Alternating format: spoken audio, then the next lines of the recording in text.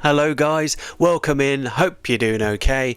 I'm your host Ben, and this is Who's Clues. As always, let's begin with the recap of last episode's story titled Death at the Mall. Our victim, Peter Holloway, was the mall's manager. During the chaos of Black Friday sales, he was found dead in his office. Luckily, our detective was shopping at the time and took charge of the investigation. Which leads us to our suspects. We had Rachel Vega, the assistant manager, admitting to taking cash in Peter's office and keeping it for herself. Next is Logan Reed, the owner of the tech shop, seen arguing with Peter about his eviction. There's Eleanor Marks, the eccentric artist who owns a kiosk in the mall.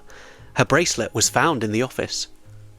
Next up is Mira Chang, the teenager that works in the clothing store, found shoplifting earlier on by Peter himself. And finally, Bryce Hammond, the head of security. However, Peter's recent budget cuts affected his role.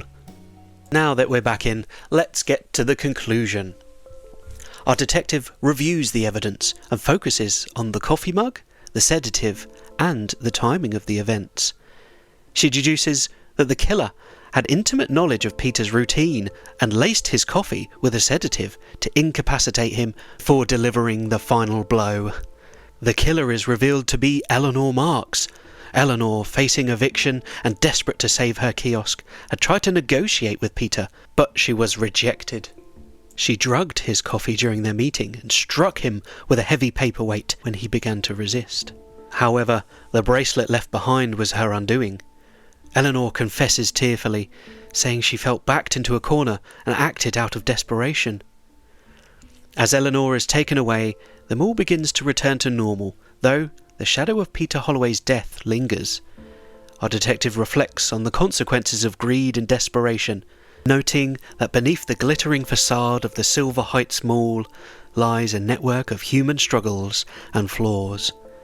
Shoppers continue to flood the mall, but for those who were there that night, the memory of death at the mall remains unforgettable.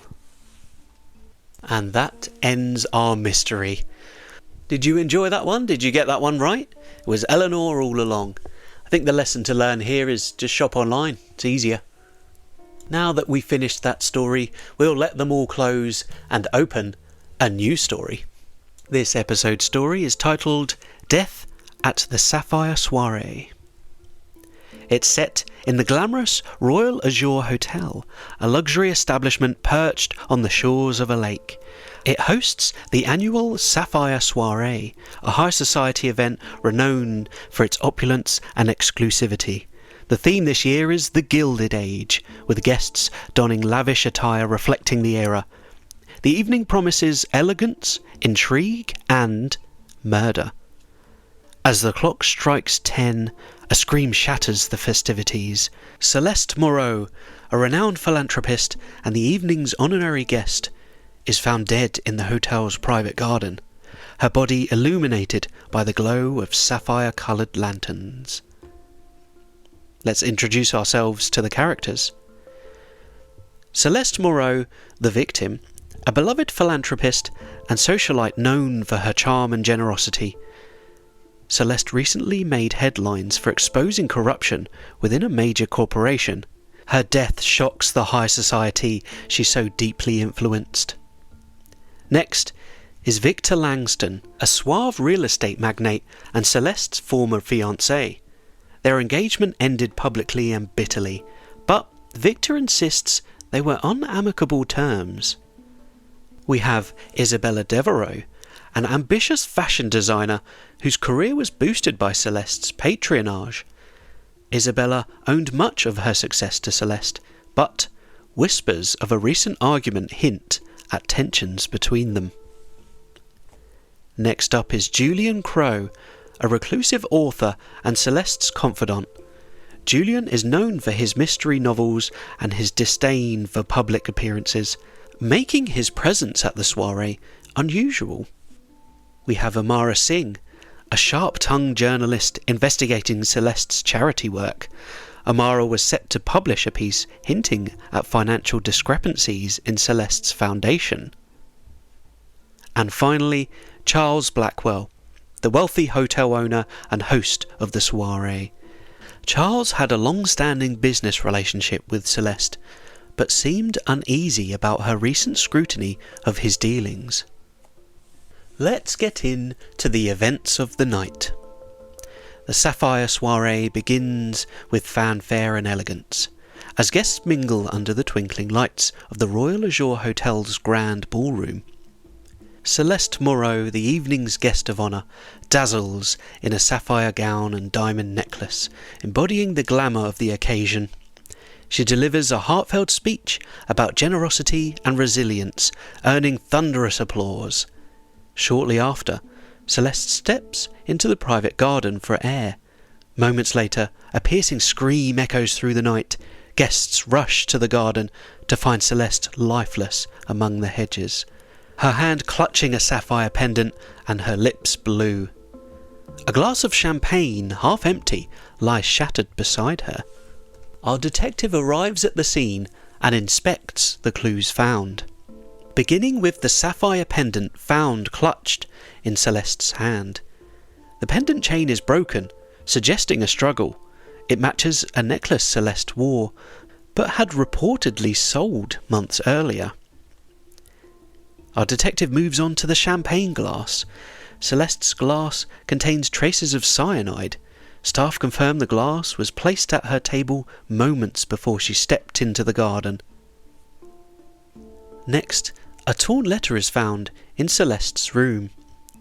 It was addressed to Celeste herself. It reads, "I know what you did, and the truth will come out tonight." The signature is smudged. A gold pocket watch is found, belonging to Victor Langston. It was found near the garden fountain. Victor claims he lost it earlier in the evening. Next, a piece of sapphire-coloured fabric is caught on the garden gate. It matches the shade of Isabella Devereux's gown, though she denies entering the garden.